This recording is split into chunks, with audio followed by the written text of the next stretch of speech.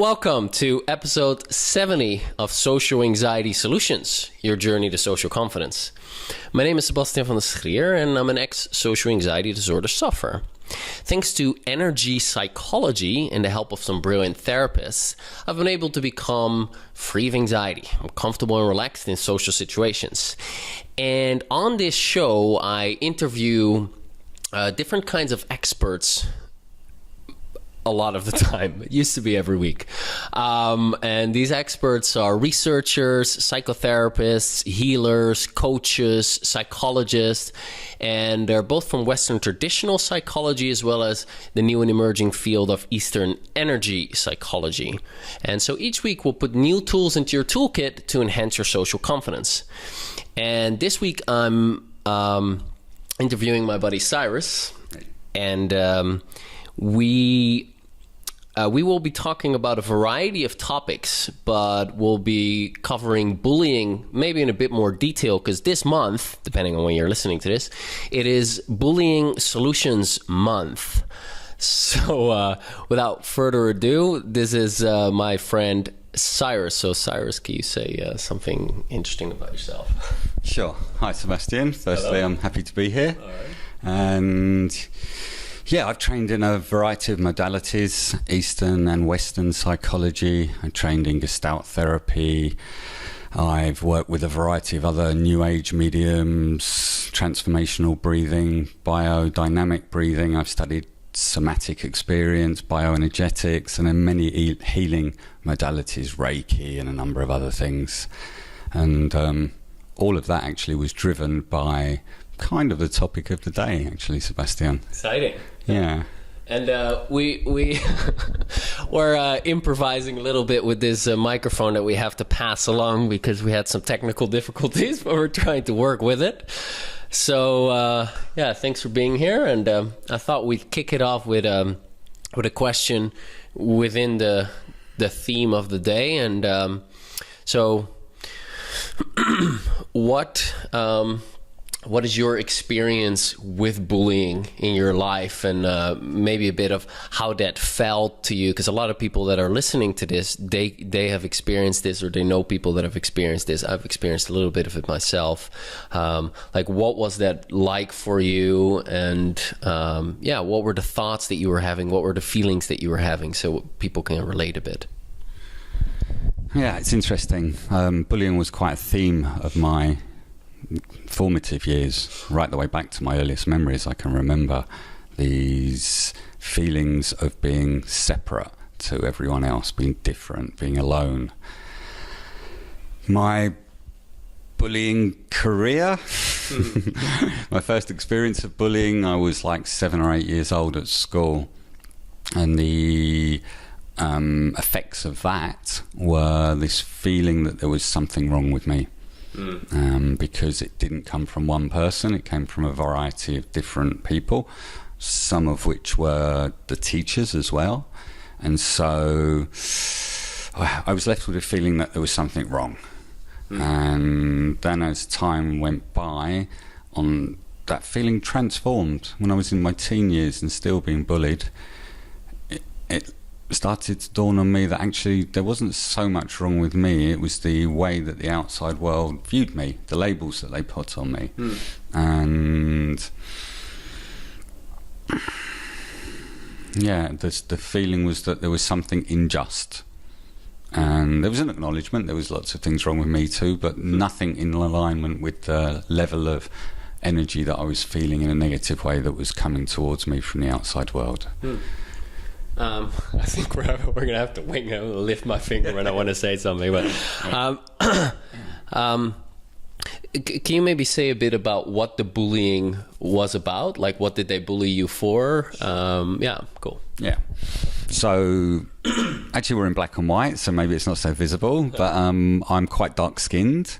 I grew up in London in the 70s, and at that particular point in time, England was very economically depressed, and the general message of the government, the politicians, was that, or certainly not so much the government, but the politicians that were not in power, was the reason of all this economic depression is the immigrants. Right. Let's blame it on the immigrants. Right. And so there was a very definite anti-Asian feeling in the UK at that time, and it was summed up in the term Paki.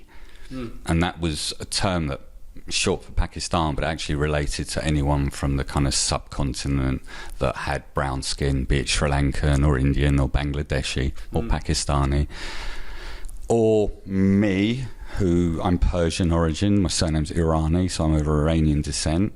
And so for me it was, I didn't really have a haven amongst the other kids that were being bullied, because the Indian kids and the black kids and seemed to have a few numbers of their own. Yeah. I was the only Zoroastrian, which is my religion, very ancient Persian. No, it's like almost nobody's ever heard of it. Even my religious, slightly digressing, my religious education teacher at school, when I said what my religion was, told me, that's not a religion, Cyrus. I think you're mistaking it for Rastafarian. But actually, yeah. And so I had a strange religion and a strange name and a strange country thing, so I was very, very separate. And there was a definite feeling of separation, and the blame from the outside was, the problem was these immigrants, so there was this real anger, and it wasn't just from the children. As we all know in our adult lives, children are a mirror of the families they live within. And so it was a really strong feeling of there being a group negative energy, and that the bullying was just a form of that energetic feeling. And did they call you names or anything in particular? Yeah, there was Paki, and I mean, some of the names I can't really say. And every single name I was called was derogatory. Everything. There were lots of things that were aimed at my body parts, big nose, and anything that was psychologically wounding, and it was very wounding. And the effects on my being were, I became totally untrusting of everything external of me. And it's interesting because that filter system's something that's very difficult to manifest, to break down as you get older. And that's still something I'm trying to deconstruct now, is those initial few seconds. If I'm not aware, I notice that same distrust, my fight or flight system's just on the edge. And throughout my whole youth, I felt that kind of energy, that I was just on the edge of flipping into defense mechanism. All right. I can relate to that a little bit, in the sense that I was, nothing like racism or like that. I was actually on the other side, where in the beginning, where I was really young, where I was kind of the bully. And I talked about that in another video. That's more because it kind of gives you a superior kind of feeling, and that kind of stuff. And there are reasons for why someone has that, or for why someone is a bully in the first place. But eventually the tables were turned on me, and now I was teased. And actually, my teacher kicked it off. Like she humiliated me for having big ears. They're actually not that bad. They're not that bad. But I think my head was smaller at the time. But it was really humiliating to me at the time, and I became like bright red. And from then on, people had something on me. They could talk about ears or bring up ears, and it would make me flush. And before that, they couldn't do anything, because I'm like, I'm the strongest, I'll beat you up. But if the whole class is against you, and that same distrust that you were talking about, I had that as well. I was like, wow, everyone is secretly out to get me, secretly plotting against me, hoping that I'll fail and trip over my feet, and so they can launch in on me.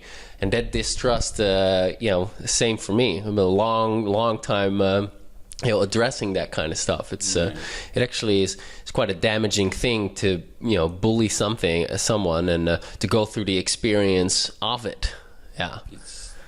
It's psychological warfare, as you said. Right. There's even in the moment, if it doesn't exist, there's an awareness that at any given moment, if one of the perpetrators, one of the bullies, has a feeling of deflation in their being, something negative comes into their field, then I'm a target for them to be able to be strong again. And it's all about power. Yeah. It's all about having power over somebody. And so that's an unpredictable thing. So there was no predictability. So there could be long periods of time where I wasn't being bullied, but there was still that same awareness of a threat, a perceived threat. Yeah. And that's super draining on, like, as an adult, I understand, like, on the adrenal system, you're on the edge of this fight or flight thing. Right. For your health, that's terrible. Right. Stops the natural flow of life force, of energy, of chi through the body, of the meridians, because the body's contracted all the time and quite literally bringing its energy field in to be strong and hard. And that keeps the whole world away. Right. It keeps me as that person separate. Right. And that's awful. We're social creatures. We want to belong. We want to feel like we have our tribe. We have a safe place, somewhere that's secure. And that was a feeling that I only really started to encounter in my adult life. Yeah. Exactly what you said. Just to add on to that, the experience of the bullying. And I'm preaching to the choir, just mainly for you. This for the listener is like when that bullying happens, and in the moment, the emotions from that experience they kind of become locked inside of you, and they become stuck. And then as you go through life, people, circumstances, and events, and thoughts and feelings. They trigger that experience. They trigger the feelings from back then. And you often, if you're bullied at age 7, you can be 27 and you can relive the feelings of that 7-year-old, and you get to feel like that all over again. And the perception that you picked up at age 7, there's something wrong with me, or people can't be trusted, that can be in your awareness. It's a belief that is actually operating subconsciously. So you're filtering social situations through these lenses that, hey, people can't be trusted, which leads to social anxiety, because now it's not safe to be yourself. Because if you're yourself, you're not being smart, because the default truth is that people can't be trusted. And if you're so you need to adjust the way you are, and you should come across in this way and not in that way, and blah blah blah blah blah. That's why often bullying is kind of kickstarts the social anxiety problem. Yeah, I totally agree with that. Like what you're saying about the energy becoming stuck in the body, that's the actual anatomy of trauma. Where there's a situation that happens, energy is released in the body to protect, to fight or run, fight or flight or freeze. And then that energy that is created in the body that we don't dissipate as human beings, that's a different podcast possibly. Longer story. Yeah, a longer story. But because we don't dissipate that energy, what happens, it gets trapped in the body. And that's a physical memory and a mental memory. It's like two registers on a situation in a ledger. And that, as you said, everything that starts to come into our energy field, it will go through those programs. The programming's checking, is that relevant to that? And what happens over time is our capacity to say yes to life diminishes. The more and more of these programs that are running, as you said, the filters are there that we put reality through, and we come up, oh look, there's that situation again, I better prepare. Yeah. And we start to be dominated by experiences that are based on something that happened a very long time ago. Through the filters of our mind, we create that reality in each and every moment, that something comes in to stimulate that particular memory. And it's a terrible thing to experience. Yeah. And so you end up reliving your past over and over and over and over and over, Absolutely. Right. And from an anatomy of trauma point of view, the body doesn't have a memory of past or future or present. It only has the present moment. Right. And so as you tell a story from your childhood that you're super excited about, halfway through the story you're super excited and your body's back in that situation. You tell a story about something that happened that was terrible in your life, and halfway through it you can feel your throat clamping up and you can feel your belly and your heart beating, and so the body reacts to memory as if it's happening now. And physiologically, again, that creates health problems. It creates mental problems because there is no separation between body mind. It's one vessel. The same things happening on a mental level has a physical reaction. Something that has a physical stimulus creates a mental pattern. So we create all of these blockages, and they build up and up and up, and they eventually suffocate us. Yeah. And that's not nice. Right.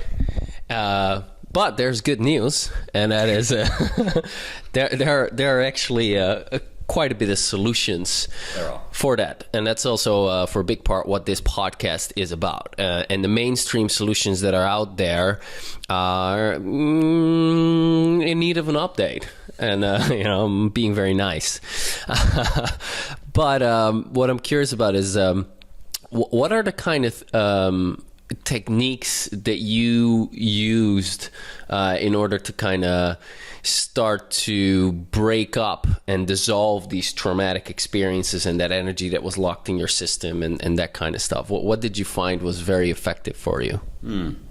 Let me start with what was not so effective. So my route into all of it was, as soon as I had a proper job and good money, I decided to start to see a psychotherapist.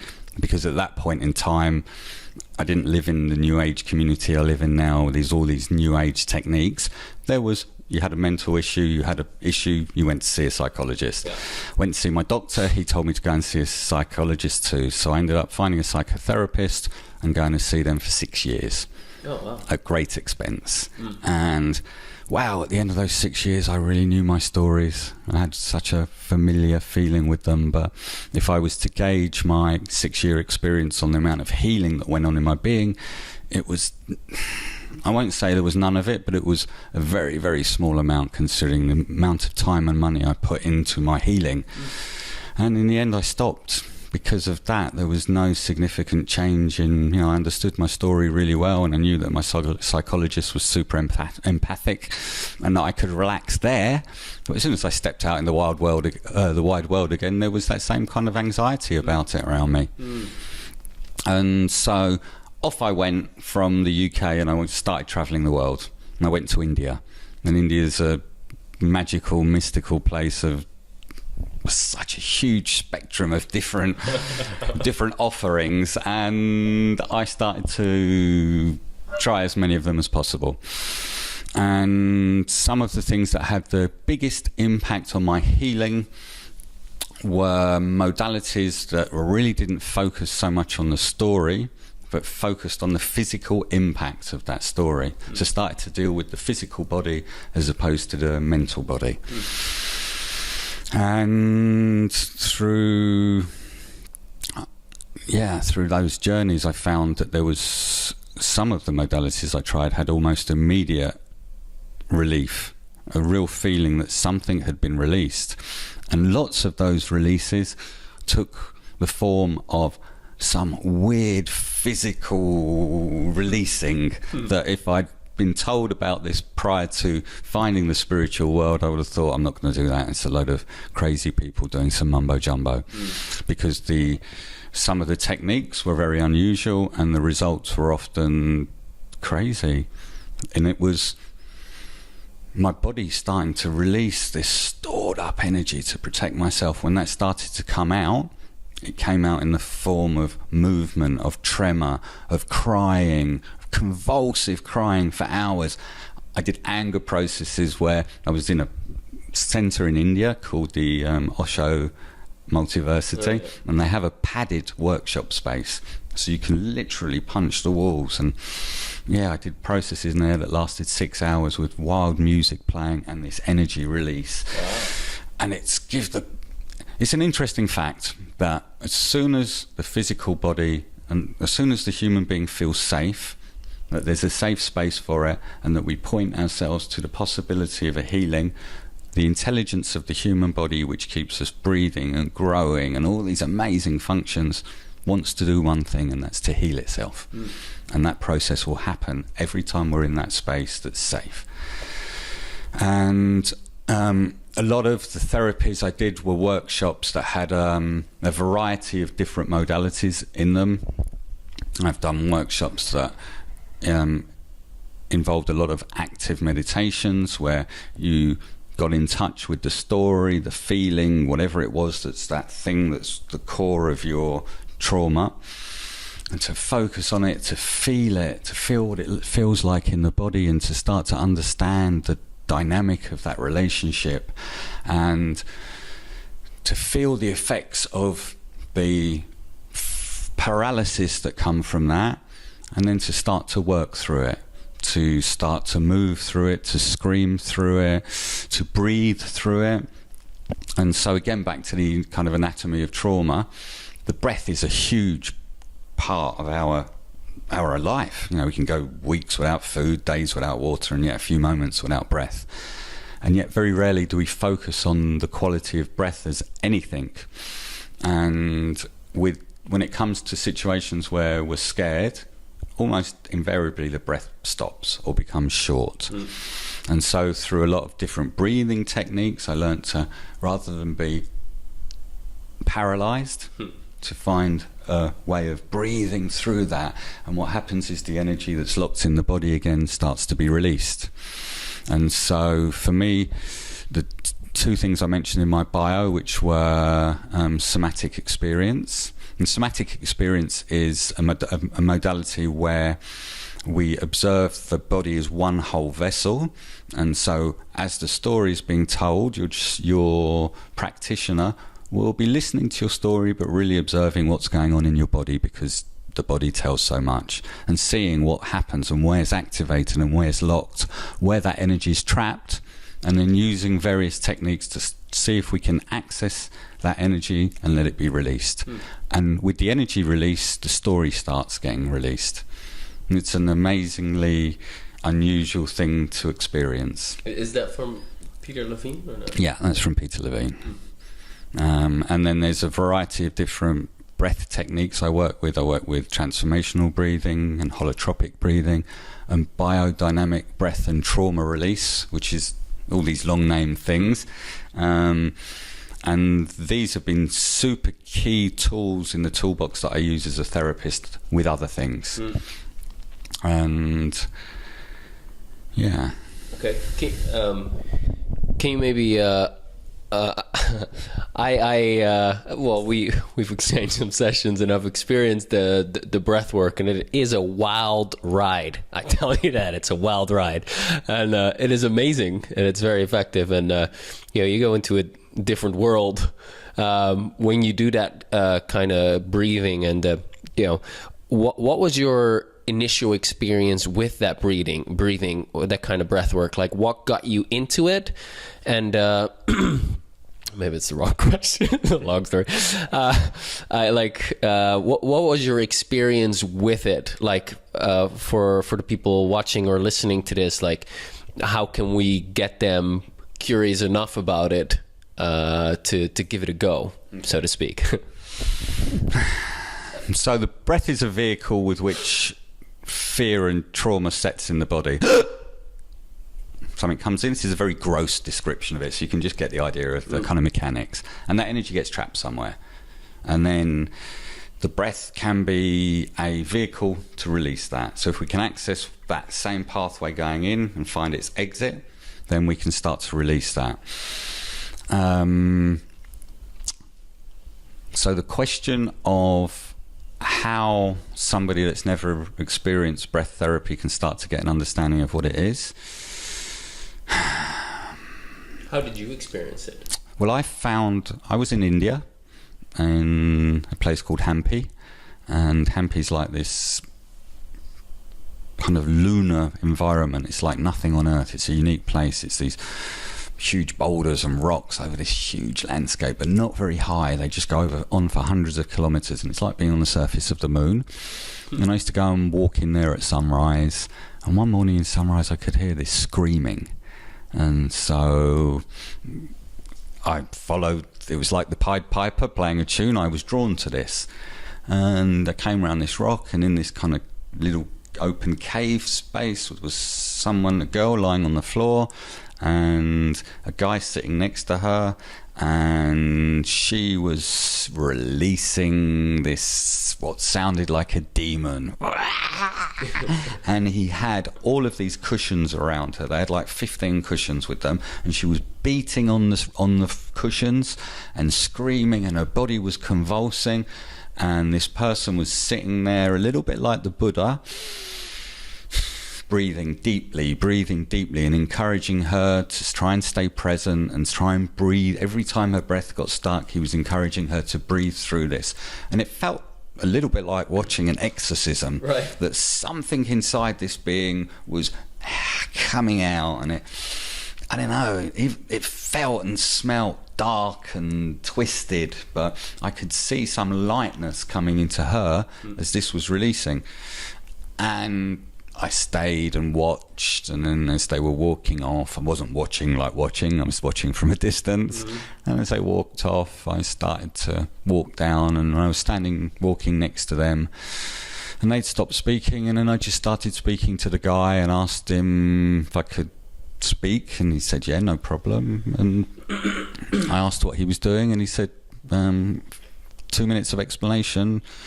I'm giving a breath session called holotropic breathing and transformational breathing, a combination between these two things, which I'd never heard of. And I was looking a bit blank. He put his hand on my shoulder and he went, why don't you come tomorrow morning and I'll give you a session. And so that was my route in. And so I went, and this Dutch. Were you afraid? I mean, I guess that's like what some people's minds. Super curious and super scared as well. The curiosity was what said yes, and then as the day went on and the night came and I thought I was waking up next morning, it turned into a lot of anxiety. But something inside me knew that I saw some liberation in this being. And over dinner that night in the guest house I was staying in, I saw the girl and I spoke to her about experience. And she spoke about a transformation that had happened in her just in the space of 45 minutes of lying down. And she too had spent quite a few years in therapy and voiced the same kind of experience as I did. And this kind of was the strength I needed not to let the anxiety take over the following morning when I almost thought about not going. But I went. And I was told to stand up and look this guy in the eyes and start shaking a little bit, just moving the body and breathing. And he was talking about what we were about to do, but rather than sitting down, we were moving, shaking, and every so often he'd take my attention to a different part of my body and start getting me to breathe into it and explain a little bit more about the process. And at some point he was like, how do you feel? And I was like, wow, I feel quite open and super energized. And he's like, that's just simply the power of oxygenating your body. And that opens up the body. It creates space between the cells, and it creates chi, life force, that can start to flow through these blockages. So this is the preparation we've done. We've built up some energy in the body. And then he asked me to tell me what made me curious, and then took me on a journey into really going into what my story was. What's the story? How have I been wronged in this world? Or who did what to me? Or what am I carrying? Or what sadness do I have? And got me to speak. And as I started to speak, suddenly my body was in the story of what was happening. So I started talking about my relationship with my father, and bullying at home, and then bullying at school, and then the effect that had on me with my fear of everybody, which meant I never had any female contact except hi, bye, especially if the ones I had an attraction for somebody, I just couldn't be there. Yeah. And he was observing my body, and he started putting his hands on. He asked me if he could put his hands on me, and straight away he put his hand on my arm and then shifted to my chest. And then I started to feel this, like I couldn't breathe. And he said, breathe. And then he laid me down and was just touching various parts of my body where he could see that some of the blockages were lodged, and asking me to breathe into his hand. And then I started to cry. And it had been a long time since I'd cried at this point in my life.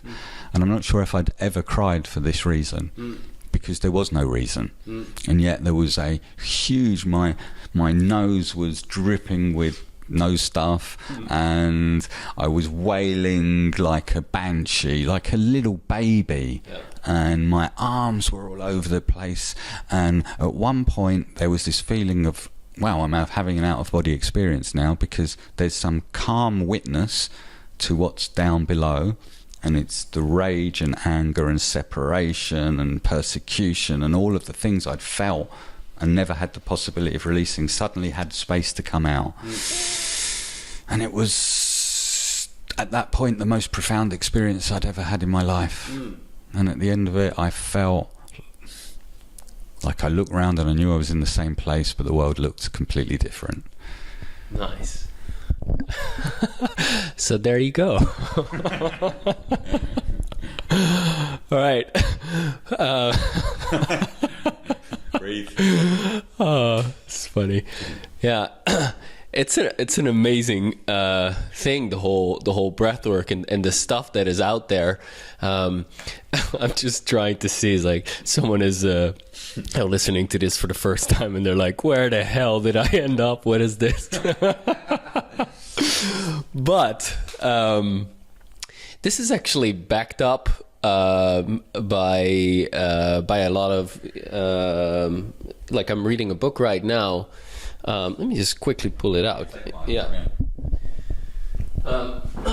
It's backed up by a ton of studies as well. You know, the US military worked with Vietnam War veterans to see what they could do with the trauma that they come back with, this post-traumatic stress disorder, and because that has deadly effects on the human body. And they found their findings were pretty much the same, that they were so traumatized that no amount of storytelling about what happens going to help them. And it was an entity that was locked in the physical body.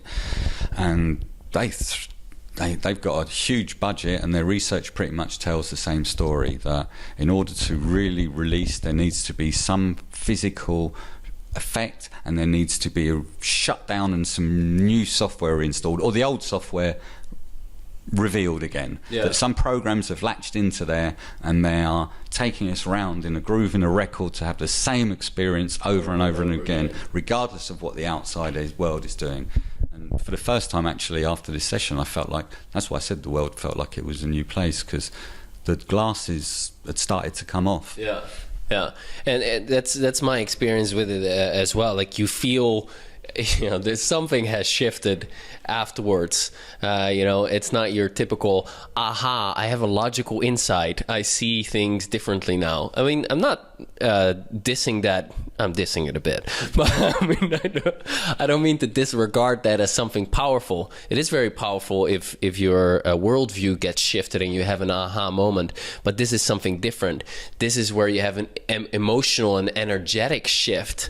And the times that I have done the breathing, and I haven't done it nearly as much, maybe 10 or 15 times, it's been quite profound, sometimes more profound than others. Sure. But yeah, stuff has released, and you know, I remember the first time I had a big experience with it. We were living in Chiang Mai, and this is I don't know, 6-7 years ago. My buddy Tom, who I interviewed on this podcast as well, on vulnerability, and he's a MMA fighter turned spiritual healer or something. Interesting story. Anyway, yeah, exactly. This is 6-7 years ago, and we were very interested in healing and getting more interested in spirituality and that kind of stuff. And he found this guy, and he did some kind of he did body work along with you know, deep tissue formations, and all, like a mix of all sorts of stuff. And we had a mastermind email going with a bunch of people, and every week we would write, you know, we would have a different person contribute to the mastermind. And one week it was Tom's time to write, and he's like talking about this experience where he went into space and he saw the stars and the moon, and nothing is the same anymore. And he's a very intelligent guy and a very down-to-earth guy as well. I'm like, what the hell happened? What was the guy's name? And, you know, I need to experience this right now, ASAP. And I was in Bangkok at the time, and the guy came over to Bangkok, and I had an experience of it, but I had high expectations. I'm like, I'm going to see the stars and the moons and everything. So that was my expectations. It was just a very deep, very painful massage. And I released stuff, but it was mostly like a lot of sweating. Like my bed was drenched with sweat afterwards. But I'm like, you know, I'm going to get the full-on experience. And a couple of weeks later, I had another another massage with him. And at the end of it, of the really painful massage, and by the way, the breath work in my experience is not painful. It's a bit uncomfortable every now and then, but not painful. But this particular thing combined massage with breath work. And anyway, at the end of the massage, he lights like some incense and he puts some nice jungle music on. And you know, before I know it, I'm with my legs up in the air and my arms in the air, and I'm screaming at the top of my lungs like, ah! And then the guy came walking back into the room because he had left the room. He's like, so Seb, you went somewhere, didn't you? I'm like, fucking hell. And I got off, and literally there was like water on the place that I was lying. So much sweat had come out, and I felt so peaceful and so relaxed after it. Like something had really shifted and something was really different. You know, I saw things differently now. I had just like a very visceral experience is what it is. Like very grounded and centered, and like, you know, hey man, everything's good. Yeah. It's almost a bit of a stoned experience in the time that I used to still smoke and not get panic attacks and that kind of stuff. But you know, it's interesting what you say, because that which, as soon as we start to release that which separates us, which is our belief systems and the stuff that separated us in the first place due to your bullying, as soon as that starts to be released, there's that feeling of connection again. And having done a huge amount of therapy in my life and feeling pretty damn free now, that's my state of being now. Fully free, fully connected.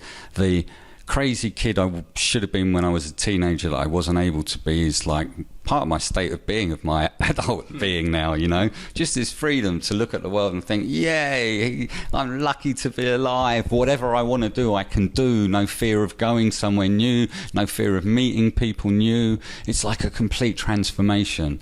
And of course, some of it sounds like it's right out there, but as a human being, we've got the world we live in. You know, if you happen to live in the city and go to a job in an office, we're very much stuck in human world. And absolutely, we are created by something, and we're part of a connected network of things, and we're not separate from that. And so when we talk about energy, that's a very proven physical medium. Right. And we are energy. Yeah, we're a human being, and we've got jobs, and we've got kids, and we watch TV, but we're energetic beings as well. And we're physical beings. And then the brain that we have that's developed, this mammalian brain and this like neocortex and all these parts of our brains that separate us from other animals, that's created a mental part of our being as well. So we have an emotional being, we have a physical being, we have an energetic being, we have a spiritual being. And now there's certain types of photography, like I always struggle with this word Kirlian photography, which is a type of photography that not only photographs the physical body, but it shows the energetic fields. And on some levels this is new stuff, and then on some levels, which is why we talk about spirituality, you read the ancient Vedic texts, which are 5,000 years old, and they talk about the same stuff. You know, and so now it's like science, Western science and Eastern mythology, philosophy are starting to say the same thing, that we have a definite human experience that's the one that's all about our thinking, but there are other parts of our being that make up this holistic being. And the recognition of those different aspects of our being led me to realize that I need to heal myself holistically. So that's not just my mental being, but that's my physical being, my spiritual being, my emotional being, and my energetic being. And true healing comes when we look at the human being as a whole entity, as a whole object, and start to address each of those things. Yeah, so I found the book. It's called Meeting the Shadow, The Hidden Power of the Dark Side of Human Nature. That's just happens to be the book that I'm reading right now, but it was recommended to me by my mentor, and I was bringing that up because I wanted to look at the name of the guy who wrote it, Jeremiah Abrams. He's a good friend of mine. There you go. And he, like, I did one of the group breathwork things. We live here in Bali, in Ubud, and there's all sorts of stuff like that going on. Actually, the place where we live, Ubud, stands for healing, interestingly enough. So if you ever get here. Anyway, so that was a group breathwork workshop, and he showed up there, and he was talking about how the breathwork originally started by this psychologist who used to work with LSD, and then LSD got prohibited. Yeah, can you tell the story? Do you know that story, or are you going to butcher it just as much as me? Well, I was going to say, like, I'll allow you to tell the story. All right, let me. If it's way off. All right, let me butcher it. So there was this guy. You can look it up on Google. Stangov or Stanislav? Yeah, Stanislav. Stanislav. I call him Stan. Well, whatever. Anyway, this guy, and I just heard this story once, so I'm just retelling it from having heard it once, not having the best memory. Anyway, so he told me about this psychologist, and he was experimenting with LSD with his clients, and he got results with that, and that was all interesting. And then they prohibited, is that how you say it? It was not, it was prohibited from that moment forward, but he still wanted to have more things going on than just talk therapy. And so I think his wife or his girlfriend or his partner was very much into yoga, yogic tradition, and breath work and that kind of stuff, and they started to experiment with that. That's kind of how the breath work started or came into being, and that kind of stuff. But it's recommended by many psychotherapists and psychologists and that kind of stuff. So it's really cool, and it's very easy. And I also kind of want to, because we've told these wild stories, we might want to take a little bit of the fear out of it. Actually, let me just ask you, is it dangerous, or are there side effects, or is it something you should really be afraid of? Well, dangerous, no.